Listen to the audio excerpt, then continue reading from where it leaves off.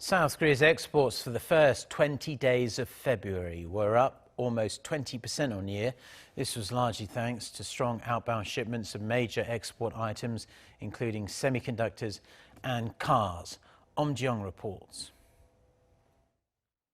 South Korea's exports in the first 20 days of February grew at a double-digit rate from a year ago, mainly led by semiconductors and automobiles. According to the Korea Customs Service on Monday, the country's outbound shipments for the first 20 days of February recorded $30.4 billion, up 16.7% on year. And as there were fewer working days this February, the daily average rose by even more, up roughly 30% compared to the same period last year. One expert says South Korea's exports tend to show a strong performance in the first quarter of the year. Exports are improving because of the recovering demand in the market, which had contracted due to COVID-19. But generally, January and February's exports tend to be higher than other months, as vendors build up their inventories.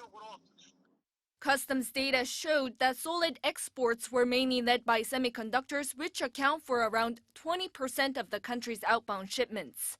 Semiconductor exports jumped by around 28% compared to the same period last year. Exports of mobile devices also soared by about 34% on year, and automobiles skyrocketed by 46%. By country, exports to China saw a 33% rise on year in the first 20 days of February, and shipments to the US and the EU rose by 14% and 54% respectively.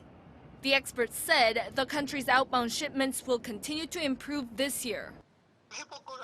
Exports are projected to show an upward trend as the global demand is recovering.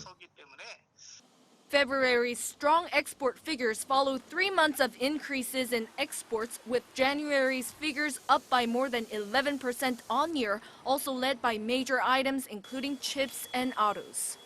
Eum Ji-young, Arirang News.